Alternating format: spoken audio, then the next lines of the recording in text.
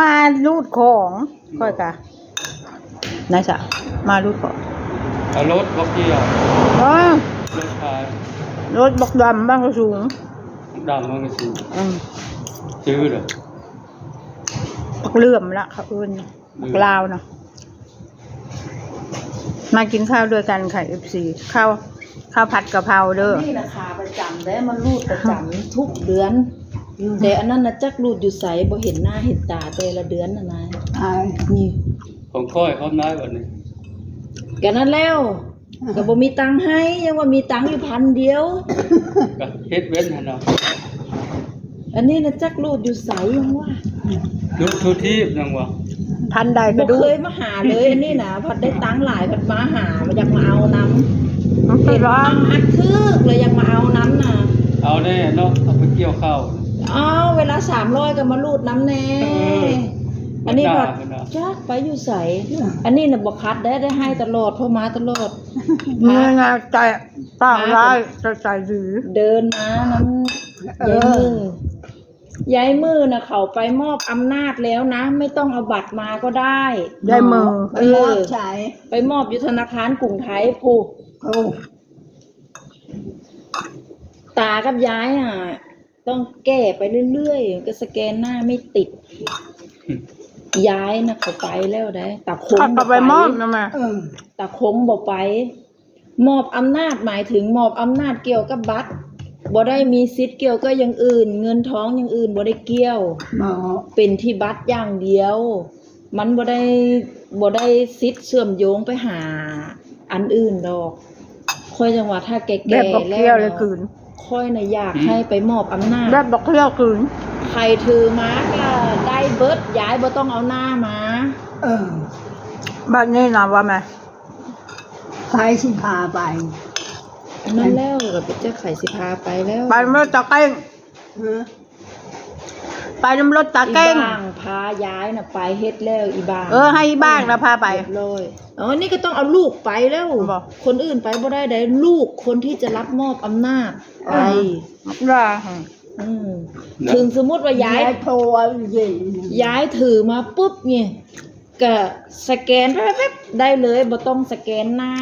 เพราะว่าหน้าน่ะบ่เหมือนเก่าบัตรมันเป็นบัตรตลอดชีพ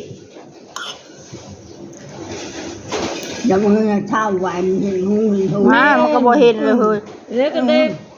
ไปสแกนกันอยู่เฮือนเราจังได๋ก็บ่ผ่านจักเทื่อแล้วมาฮอดเดือนแล้วก็มาอันนั้นเจ้าเนาะแม่นสมมุติว่าย้ายไปเป็นตาไปเป็นน่ะไปทำเสียให้มันเรียบร้อยยังโทรยิงไปพาไปย้ายอย่าเฮ็ดเป็นใครรับมอบอำนาจกะยามันทำเป็นแค่บัตรคนจนมันบ่เกี่ยวกับเงินตัวอื่น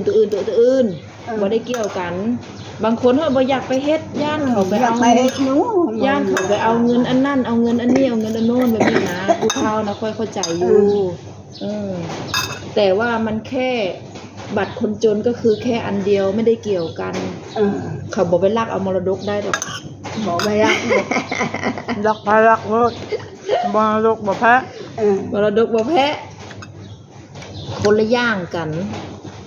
เจ้าช่างบ่ได้มาสแกนเลยเนาะมาสแกนก็ได้ก็ถือบัตรมาแล้วก็สแกนไปเลยแบบบ่ต้องถ่ายหน้านะมันง่าย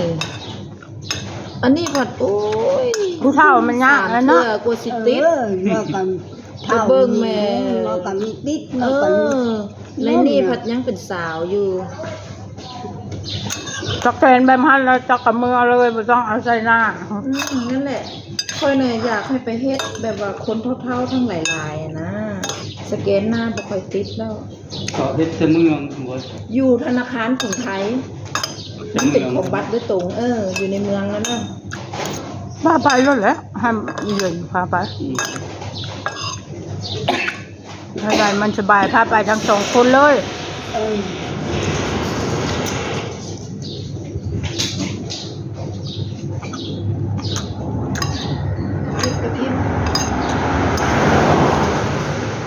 ผัดกะเพราหมูสับ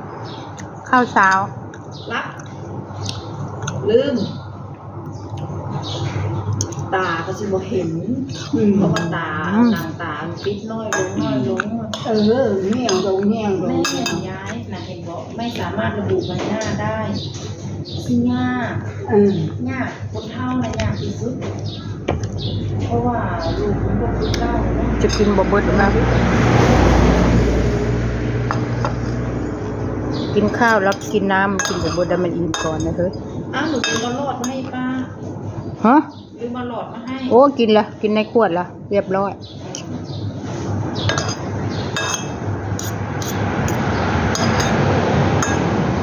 ย้ายลูกมาไปนู่นดีกว่าไปผูกมาพี่เข้าไปข้างในดูก่อนอุ้มไหวเลยเนี่ย ตึงแล้วเท่า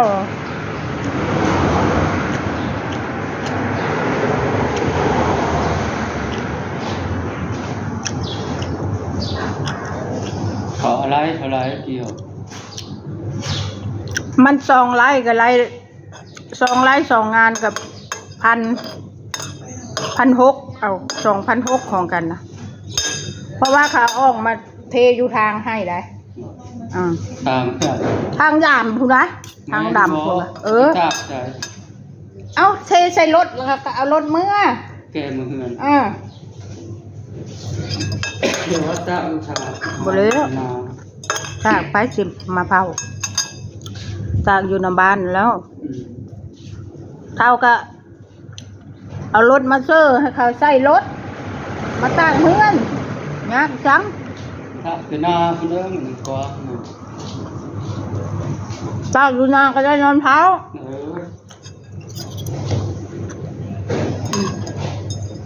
ได้เลยแปดร้อย ของเจ้าเด้อ โอ้ สแกนได้ยัง ยัง ไปสักไป เงินกระถิ่นกำลังไปเอาเงินมีอยู่นี่1,000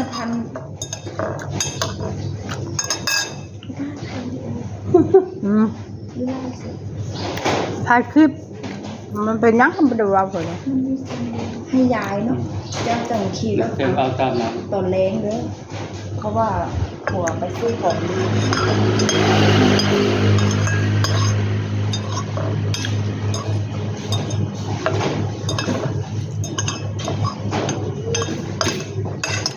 เอาเงินไปจ่ายอย่างอร่อยหนึ่งบอก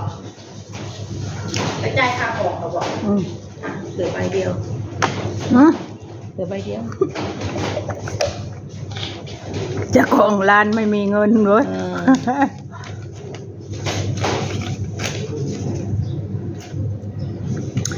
นับเบิ่งในเงินนะยายเอ้ยหูจักอยู่บ่น่ะ อยู่จ้าหูจัก 1,500เนาะขอบคุณไม่ได้เลย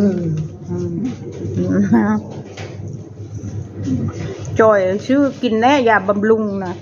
โอ้ยลุงนี่ต้องไปไหนก็เป็น ซื้อนมซื้อเพลอรูดกินน่ะ นมจะกินนวดตู้อยู่ที่บ้าน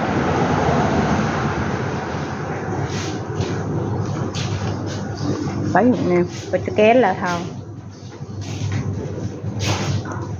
คำสุดท้ายพยายามกินให้หมดเสียดายข้าว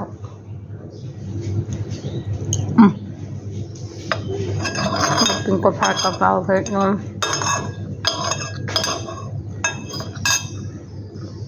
หน้าเป็นกระโปรงนี่เอาเงินก่อน ขอบคุณค่ะที่กดติดตามกดไลค์กดแชร์ให้คุณยายนะขอบคุณค่ะคลิปนี้ก็ขอจบแค่นี้นะคะบ๊ายบาย